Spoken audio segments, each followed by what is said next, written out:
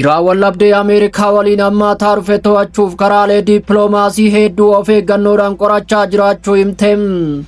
Tattaaffiin itti fufee jiru guyyoota dhufan keessatti bu'aa argamsiisuu akka danda'u kuni qondaalota Iraan biratti humna biyyaalessaa harka kennachiisuu walii walgita. Tiraamp Iraan walii galtee akka taasisan abdii guddaa qabaachuu gaazexeessitootatti himaniiru.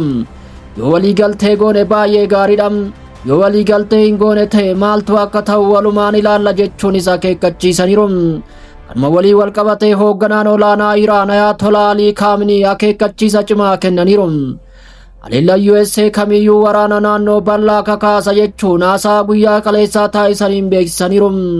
Nuti warra waraana jalqabu miti kan jedhan Ali Khameneiin Ameerikaan Iraan yoo rukutte yookiin yoo miite garuu sabni Iraan rukuttaa cimaa akka deebisu ibsaniiru. Waraanni Ameerikaan jalqabdu kamiyyuu naannoo guutuu akka barbadeessu akeekkachiisaniiru.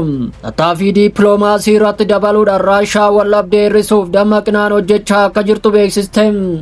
Dubbii himaan Kremliin Dmitry Peskov akka jedhanitti Moskoo yeroo dheeraaf dhimmoota falmii miira namaa kakaasan keessaa tokko kan ta'e Yuraaniyeemii Iraan badhaadhina qabu furuuf yookiin gargaaruuf yaada dhiyeessite. Mata dureen kun yeroo dheeraaf ajandaa ta'ee ture kan jedhan Peskov Raashaan akka tarkaanfii amantaa uumutti Yuraaniyeemii Iraan badhaadhina qabu qopheessuuf yookiin kuusuudhaaf qophii ta'uu ibsaniiru.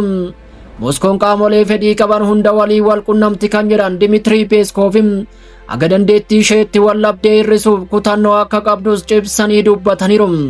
Gama biraatiin ammoo hooggansi waraanaa Iraan sagalee cimaa ta'e dhageessiseera.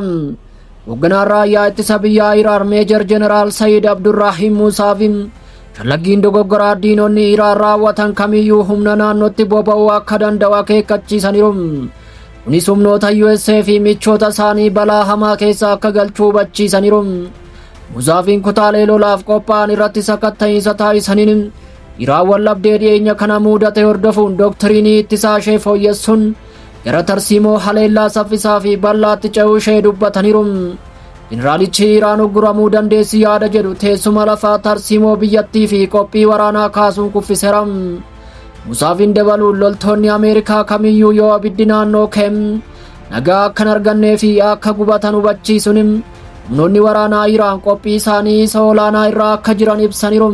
Ergaawwan dippiloomaasii karaa giddu galeessitoota naannoo callisee socho'aa jiruuf humnoonni waraanaa dammaqinaa yeroo jiranitti guyyoonni dhufan Iraanii fi USAf guyyaa qormaata guddaa bocamaa jirudha.